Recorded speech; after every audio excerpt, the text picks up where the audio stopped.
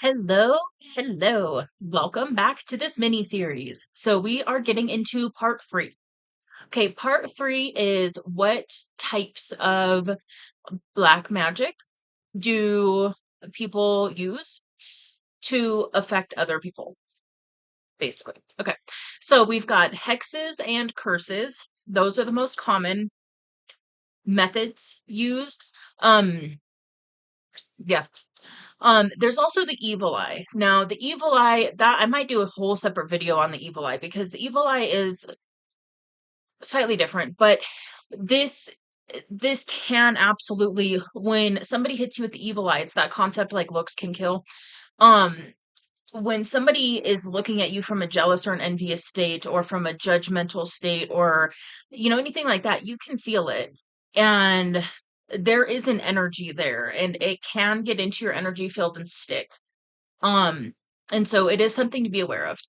There's also destiny swaps. Okay, this is very, very common right now. Okay, what a destiny swap is it's basically somebody who somehow has an inkling of what you are most likely, like what you are headed for. Okay, so some of us come in to experience things like a lot of wealth, material wealth, fame, um, a very good love relationship, good relationships with family members, with our kids, with friends, etc. And so through different ways, some people will actually go as far as to access somebody's Akashic records without their permission. That's a no-no. Just, do what you will. We're all free will beings, but I would not recommend it. And also keep in mind too, and this is where it's good to just do your best to trust and allow your divine protection to be what it is, because this is something that it's easy to kind of get paranoid about it and just be like, oh, so and so is looking into my Akashic records. They're looking into they're divining into my future, and you know, ah. And something to understand is they will only be given information that is in their highest good to receive at that time.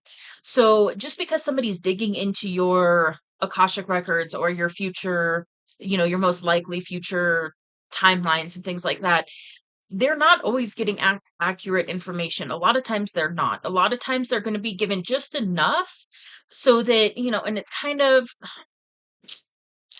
I don't really do the whole like we're being tested by the divine all the time. It's kind of that concept though. So if somebody's divining into somebody's Akashic records or looking into their future timelines to see if they're going to obtain something, and then they're attempting to get that information so that they can take that from that person and put it in their life, they're going to be given exactly what they need to be given in that moment, and you are protected. And so that's the biggest thing. You are protected. Most likely, the reason that you're here watching this series is because about 20% of what is being sent to you is affecting you. You are being protected from 80% of it on average.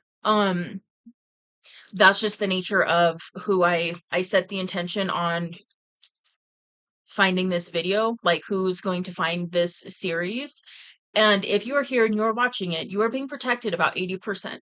And so just know that enough is hitting you so that you become aware, so that you can stand in your power, so that you can take back your power, so that you can stand in your sovereignty and really truly embrace your purpose as a light worker and help shift the planet. So just keep that in mind, all right? The biggest thing here is to not fall into the fear or the paranoia of somebody else sending you nasty shit, basically. Okay, we've also got energetic swaps. Hey, did I really go into destiny swaps? And on a side note, basically, destiny swaps is, yeah, so somebody will divine into your future and the future's not fixed and all of that. And so they're going to divine into your energy and see your projected timelines and then attempt to swap your destiny, basically. So if you are on a timeline, if you've done the inner work, because this is the big key here, if you've done the inner work and you've really done the energetic work to clear certain things and to allow your full purpose in, and you're headed towards fame, fortune, awesome, epic love, whatever, right? Whatever the case is, then they're going, certain people will get a brilliant idea to do a destiny swap and go, okay, I'm not headed for those things because I haven't done the inner work to get there. So I'm just going to try and take this shortcut and swap. And so that's a destiny swap. Then there's an energetic swap. It's kind of using a similar concept, but this is like when you meet somebody and you're like, oh my gosh, I just love their energy and their ability to be so, bubbly or kind or humble or whatever. If that person knows that they're not operating from that energy, they can be like, oh, I want to have that experience. I want to be able to vibrate at that frequency without doing the work. So I'm going to do an energetic swap and I'm going to wear their energy. Like it's I kind of laugh because speaking it just sounds really, anyways, it sounds a little ridiculous. But this is really what people are doing. So it's good to be aware of it. Another thing is sending entities and summoning entities to do their bidding. This is a very common one. It's summoning the darker entities that are within Earth realm, and it's an attempt to get these entities to go after a person for whatever reason. So it'll be like, well, I want their future, I want their energy, I want their appearance, I want their relationship with their significant other. I want their significant other. I want their relationship with their kids. I want their relationship with their family. I want the relationship with friends. I want their ability to go out into a public space and have people respond to them in a very positive way. Whatever the case may be, they will summon an entity and send it. And oftentimes with this, there's a, should we get into that? Okay. Oftentimes when something like this happens, this is when we start getting into soul, like selling your soul, contracts, um, things of that nature. There's always an agreement, right? So these entities aren't just going to go after somebody because this other person wants them to. They want to gain something out of it as well. And so, oftentimes it'll be like, oh, well, if you can give me this, then you can have that from them. And if you are highly under divine protection, that doesn't work. So, but if you are experiencing things like entities, like weird entities, that could be what's going on. Again, don't fear it. Don't fear it. These entities are not to be feared. They're not, yeah, you're a divine being. Just continuously remember that. Write it and hang it on your wall. I'm a divine being. I'm a sovereign being. I'm protected. You are protected. You are a divine being. You're a sovereign being. You're protected. You're protected. You're protected. Don't fear these beings if you're experiencing them. I experienced a jinn. That was fun. That was an interesting experience. I had a jinn sent to me. I had some other weird entities sent to me. If you can get to a place to have fun with it, um, we're here in spiritual warfare. Like, newsflash. That's what's happening. Have fun with it. Because right there, shifting that transmutes energy. You're a powerful transmuter.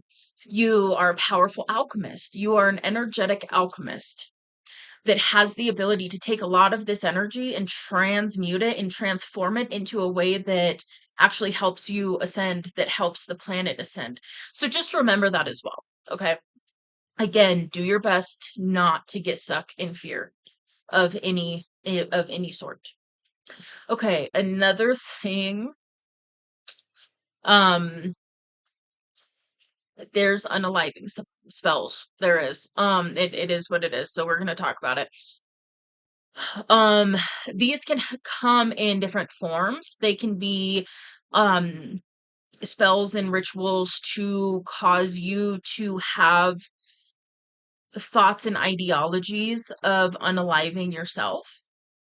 Then there's also the unaliving stuff that is somebody else coming in and unaliving you. Um, hiring a human, right? That's kind of, that can be part of this. Summoning an entity to attempt to do this. Oftentimes, oftentimes the method that people who are experienced and who do black magic regularly, what they'll do is they'll send lots of different stuff. So it'll be like chaos magic. And then that's where everything in your life just starts to become freaking chaotic. And it's just everything's chaos all the time. And because keeping you in a chaotic energy where you can't ground, you can't center, you can't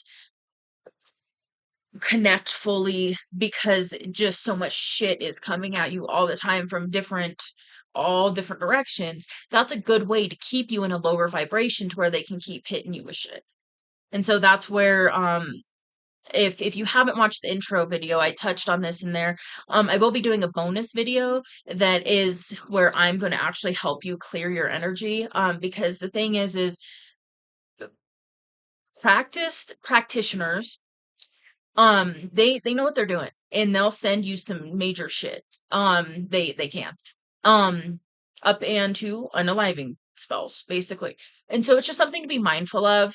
And again, if you're watching this and you're this far in this series and this video, you are being protected from about, I would say, 80%, sometimes a little more. Just depending on what is being sent your way and how much needs to get through to you so that you can come to another level of spiritual authority in the human self. Hopefully that makes sense. Okay, another one is mirror magic. This one's a pretty interesting one. So mirror magic is, there's a lot of different types of mirror magic that is done. One that is common though is it falls under the realm of glamour spells. And so what this can actually look like is all of a sudden you start looking in the mirror and you see a reflection staring back at you that isn't quite what you're used to. So all of a sudden you're like, oh, I don't want to look in the mirror anymore. Like, I don't like what I'm seeing. Um, this can also, if you're being affected by this, it can also be where you're looking in a mirror and all of a sudden it gets really blurry. Again, I forgot to say this. Quick medical disclaimer. Anything that I talk about, I'm not giving medical advice. Check with your medical professional. If you're experiencing any physical, mental symptoms, seek professional help. I'm not giving medical advice. I think that covers it. Okay. If you are looking into a mirror and all of a sudden it gets blurry or dizzy, like you get kind of dizzy, like you're having a hard time seeing your reflection for a minute, that could be indicative of mirror magic being sent to you. Um, so it's just something to be mindful of. You can clear and cleanse your mirrors really, really easily. We'll get into that in I don't know if it's gonna be the next one or the one after that. It's two more. So what are we on? Three, four, five. So it'll be in the fifth one where we talk about what you can do about it. But it's just, this is more so that you have an awareness of the array of stuff that can be sent, basically. Um, Now we get into glamour spells. Glamour spells are interesting because what glamour spells can do, one, it's the mirror magic, so it's attempting to interfere with how you see yourself, right? So that's a glamour spell. Another glamour spell is cloaking one, like this is for the practitioner. They'll cloak themselves in a glamour spell so that you don't see their true nature, so that you can't pick up on their energy. It's a really interesting thing actually, because it's like it just throws it off. So if you're somebody who can intuitively pick up on anybody that you're around, and you're just like, I know what they're feeling, what they're experiencing, blah, blah, blah. And then all of a sudden you come around this person and it's kind of blocked. I'm not saying that every time this happens, this is what's going on. I'm just saying that this can be what's going on. But that can be a glamour spell. It's really interesting.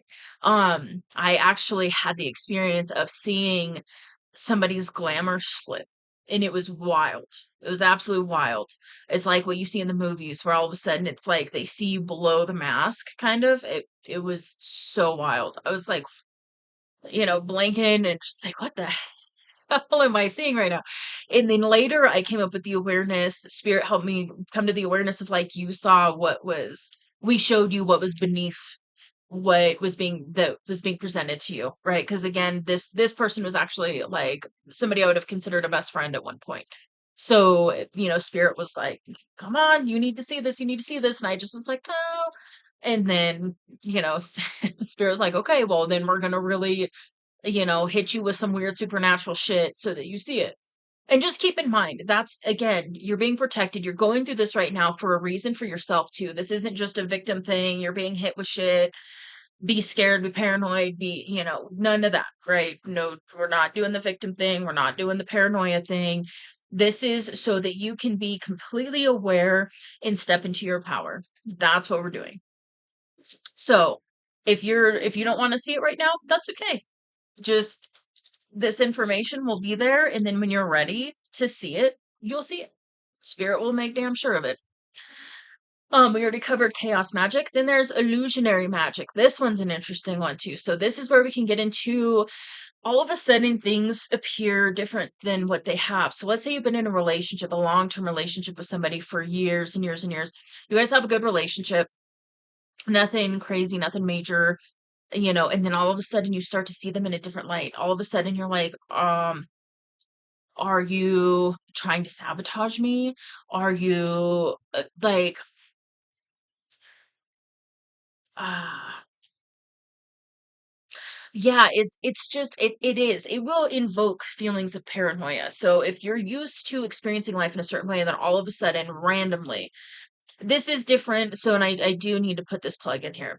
So this is different than if all of a sudden you're coming into the awareness of like having somebody in your circle that's a narcissist. Okay, this is different because when you are coming to that awareness, it's a layered experience. It takes some time, it takes a while, and you will be led down that road of discovering that somebody close to you is a narcissist, right? That's a very common light worker paradigm they like light workers go into to help trigger their awakening. Side note. Um, this is if you are like you have somebody close to you that's always been a cheerleader, that's always been there for you, that's always helped you, that's never shown, like narcissist qualities, and then all of a sudden you start to look at them and you're like starting to get paranoid that they're a narcissist and it's not grounded in reality. That's the biggest thing here too, is like when the illusion magic hits, write shit down.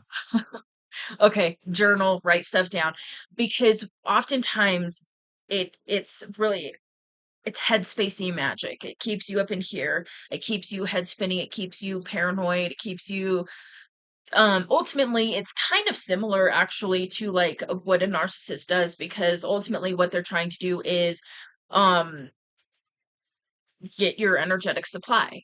So it's a similar thing, black magic. It's an attempt to get your energy in some way. So it is kind of similar, but it's similar also in the sense that to get you mentally isolated is a very good place for you to be so that they can keep coming at you with the magic shit. So just keep that in mind. If all of a sudden, and again, and we'll get into this a little bit more too when we start talking about symptoms and things like that. the thing to keep in mind too is some of the stuff that we're talking about is natural phases of ascension. It's natural phases of awakening. So keep that in mind.